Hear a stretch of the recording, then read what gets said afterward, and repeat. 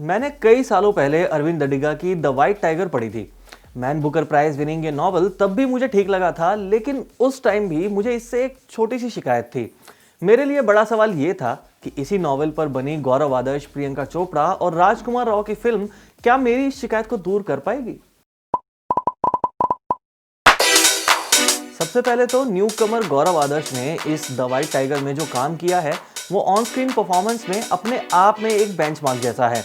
धनबाद के किसी लक्ष्मणगढ़ जैसे एकदम अनजान इलाके के रहने वाले बलराम हलवाई के कैरेक्टर में आदर्श के नुएंसेस बहुत कमाल के हैं और जिस तरह उन्होंने अपनी लैंग्वेज को उसमें ढाला है वो शानदार है। फिल्म के लगभग आधे हिस्से में कार के रियर व्यू मिरर में गौरव की सिर्फ आंखें नजर आ रही हैं और उन आंखों में आपको लालच, गुस्सा, शर्म और काइयापन सब एकदम क्लियर नजर आता है। सपोर्टिंग रोल में पिंकी का कैरेक्टर प्ले कर रही प्रियंका चोपड़ा की ये परफॉर्मेंस शायद पिछली कुछ फिल्मों की उनकी बेस्ट परफॉर्मेंस कही जा सकती है, लेकिन प्रियंका के ठीक अपोजिट राजकुमार राव को मैंने काफी वक्त बाद थोड़ा सा ऑफ द ट्रैक देखा। ऐसा लगा जैसे अमेरिका रिटर्न दिखने और साउंड करने का प्रेशर उन पर थोड़ा सा भारी पड़ गया। द वाइट टाइगर के डायरेक्टर रेमिन बेहरानी ने मैन पुशकार्ट जैसी कमाल की फिल्में बनाई हैं। उनके व्यू में इंडिया और भारत की जो ड्यूअलिटी है वो साफ दिखती है।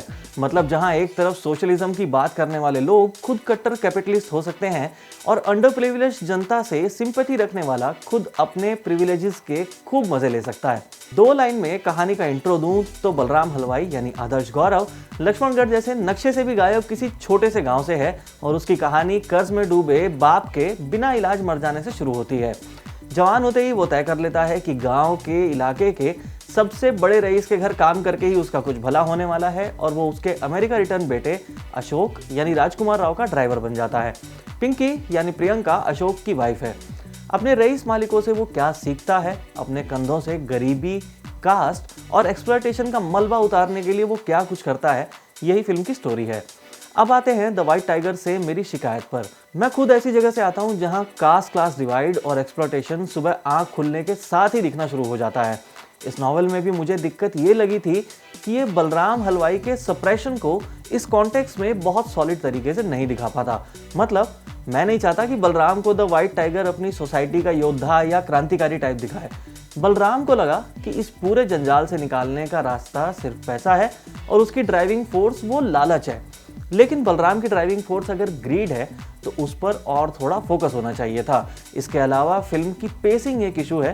टेक्निकली फिल्म मज़ेदार है और एक बार के लिए तो ज़रूर देखी जा सकती है।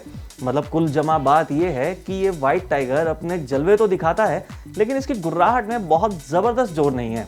हाँ, देखने में एक अनोखी चीज़ है, बस इसलिए देख सकते हैं। मेरी तरफ से प्रियंका चोपड़ा, राजकुमार राव और गौरव आदर्श की Netflix special the white tiger को 3 स्टार्स।